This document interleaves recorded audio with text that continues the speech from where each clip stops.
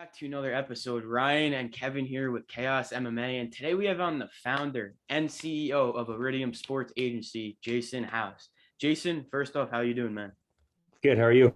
I'm doing great. Thank you for taking the time to come on. I know you're probably busy with dealing with all the fighters you got in the UFC right now, so I really do appreciate that. And personally, how has 2022 been for you? You know, you have so many fighters in Iridium in the UFC. It's a really good year for you. How does this all feel? Like, did you expect to get to this level? The first part cut out. Could you repeat that real quick? Oh yeah, my bad. I was just saying, thanks for coming on. I know you're probably Yeah. busy with all the fighters you got. No worries. Yeah, I appreciate that. And how has 2022 been for you so far? You know, you have so many fighters in the UFC. Mhm. You know, it's been a really good year for you. You know, your fighters having great fights. How has it been for you personally? It's been awesome. Really just finding new ways to grow, really internally within the company. I think the goal is to constantly evolve and constantly improve our services for our clientele. I think when you can continually find ways to improve, you win the small battles, you eventually win the war. Oh yeah, we'll definitely get into that later. Yeah, so Jason, I gotta ask you, how did this business all start? Why do you think it was so successful over the past few years? I started this in 2009, right out of law school. In law school, I really didn't know what the path was going to be for me. I interned at the DA's office for a bit. Then I worked at a private firm and kind of exploring both options. At the time, I was training in MMA.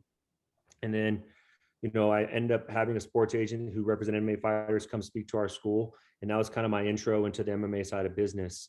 I'm really lucky too. I don't know if you guys ever read the book Outliers, but it kind of talks about how like some of the people that are born in a certain time period and grow up in a certain area, kind of like how it led to their success, like Steve Jobs or some of these other successful people. But it's kind of like that. I felt like being in Orange County during a period where one of the major agencies was in Orange County. Team Oyama was one of the major gyms in the world.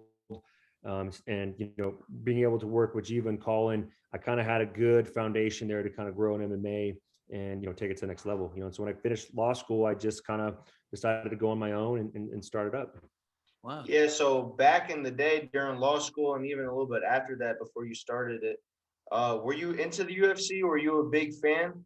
Yeah. So the first UFC I ever attended was May of 2008 when BJ fought Shirk.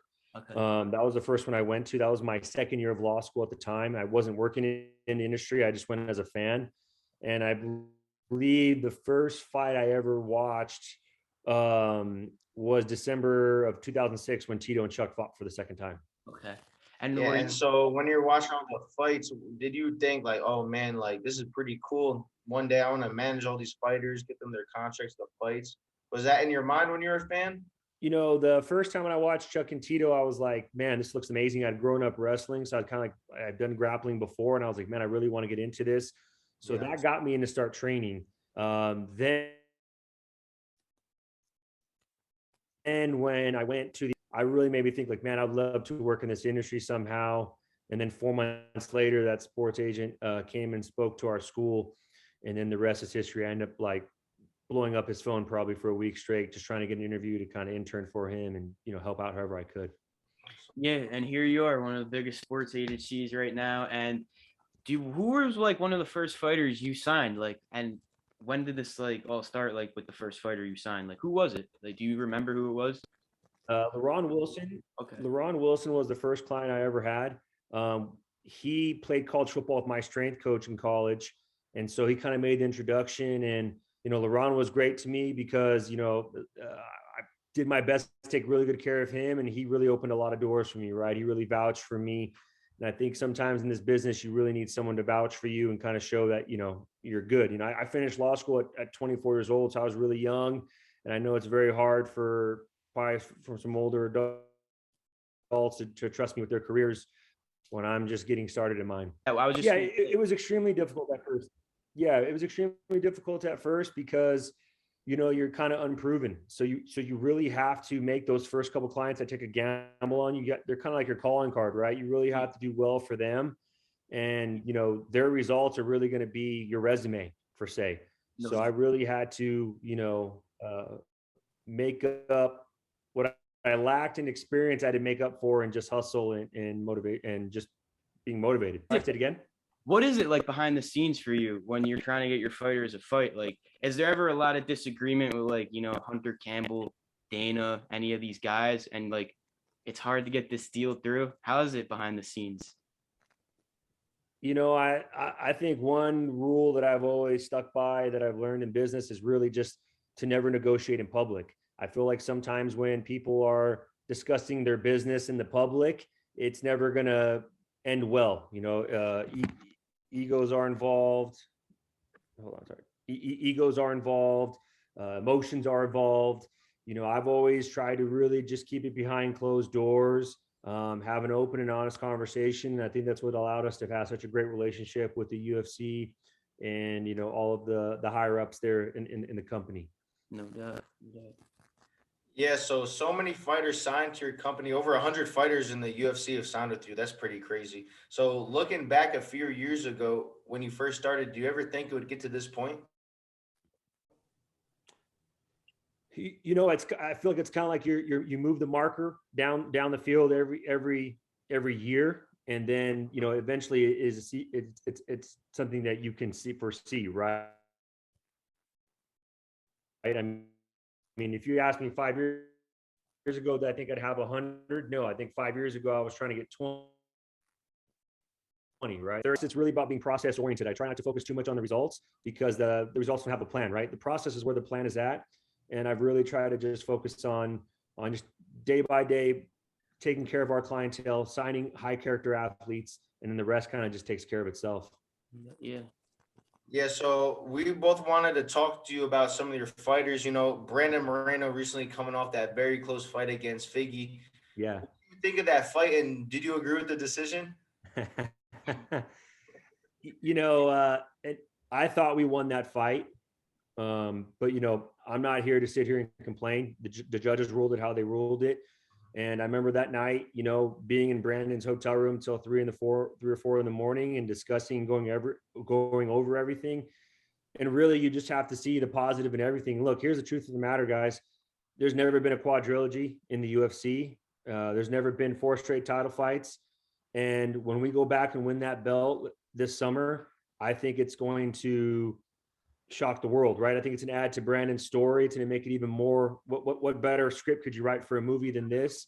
And to be honest, I love the challenge of it. I think when you're young, you'd watch those Rocky movies and you'd watch these combat sport movies and you see them fight each other again and again. And this is kind of what you want to be a part of. You wanted your Ali Frazier moment, and this is it. So while I obviously thought we won and I'm disappointed in that result, at the same time, I have to see the benefit in this, that this is really going to be our legacy right here. And I'm excited to make the adjustments with Brandon this camp to make sure that we get the result that we need. Yeah, man. And how about Brandon's story? That really is inspiring. He gets cut originally from the UFC. He comes back, goes on a great run, gets the belt, first Mexican champ ever. Like, how good did that feel for you to watch his whole career pan out like that? It's been one of the most fulfilling things in my life. It's been such an amazing ride, and I'm excited to see it continue. When we signed Brandon, I really just loved him for who he was as a human being. Obviously he's a great fighter, but I loved him more for the fact that he's a better person outside the cage than he even is inside. And to see him achieve all this success, it's been one of the best feel-good stories I think in our sport, and it's an honor to be a part of it. No doubt. Great story. And how have the talks been going for this 4th fight? Because I know the fans want it. We want it. The world wants it. Like, it's the fight to make in the flyweight division. You have to settle the score. So how have the talks been going? It seems like Dana wants it too, based on his recent interview. So how has it been going so far? Yeah, for all of our dialogue, it seems like this is the fight's going to happen. It's just really about finding a date that makes sense. If I was a betting man, I'd say it end up in like the June, July timeframe. Okay. And last few things here. Thanks for coming on again.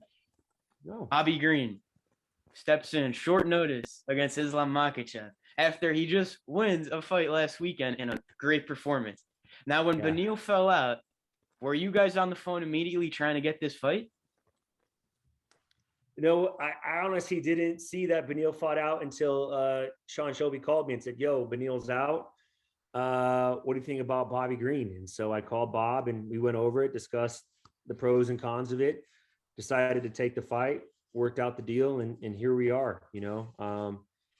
Bobby's been a true veteran of the sport. I think he's been a fan favorite for a long time. I think these last few fights have really put him on the map. And I'm excited. If anyone can beat Islam, I think Bobby Green has the tools to do it. Agreed on that. So how much do you love how some fighters just want to get in there right away? I mean, what was it? Not even a week ago, he just fought. Yeah. So like, how much do you love that he just wants to get right back in there again in the octagon? If you go back and look at a lot of Bobby's earlier career, like this has kind of been the story of Bobby. Like a lot of guys, really discuss, wanting to fight all the time. But I mean, Bobby's really put it into play. And you can see that, he's someone that's 4-day notice, 1 week notice, 2 week notice. He's always there ready to go. And I think that's been one of the highlights of his career is just his ability to show up and put on a good performance. Yeah, so I got one more question. So I just want to ask you, so I know you're going to be a little bit biased, but how do you feel about Islam Makhachev, who's Bobby's fighting? Because, his team, AKA, what is it, his cousin is Khabib. They're all hyping him up. The whole UFC's hyping him up. Do you think this is Bobby Green's biggest test yet in the UFC? Oh, I think it's his biggest test for sure. And, we're excited to solve that riddle. Like, again, like when you're a kid, right, and you're thinking you're in the backyard playing with your friends, you're thinking the Super Bowl, you're thinking the bottom of the ninth in the World Series. You're not talking about some average game. These are the moments you want, right? You get the phone call. You get to be the main event against Islam, the #1 contender. You're talking if Bobby Green wins this fight, he gets a world title shot. I mean, that's almost like a Rocky movie, right? The guy is 35 years old. He goes and pulls this off right now. I don't even know what the betting odds are, but I'm sure we're probably a big underdog. But he goes and does this. I mean, it's amazing. And I just feel like these are the stories that he's going to tell his kids someday. These are the moments that his kids are going to look up their dad and say, wow, like, look at my dad. Look at some of the most amazing things he did. And, I told Bob, whatever the outcome is next week, I'm just so proud of him and for his journey in this sport. Yep. Yeah. So thank you again so much for coming on, man. It was really good speaking with you. What a year has been for your whole organization and everything. So if you want to shout out anything, the floor is yours. Man, I just want to give credit to my team. They don't get enough of it. Jeremy Lukow, Ed Cap, Jacob Parga, Joe Wooster, Lance Spotty, Raul Arvizu, our partners over in Europe at UFD. I mean, we have a great group of people, and I'm just grateful for all of them. And yeah, it's going to be a great year. Thanks for coming on, man. It was really good speaking with you. No problem. Anytime, guys.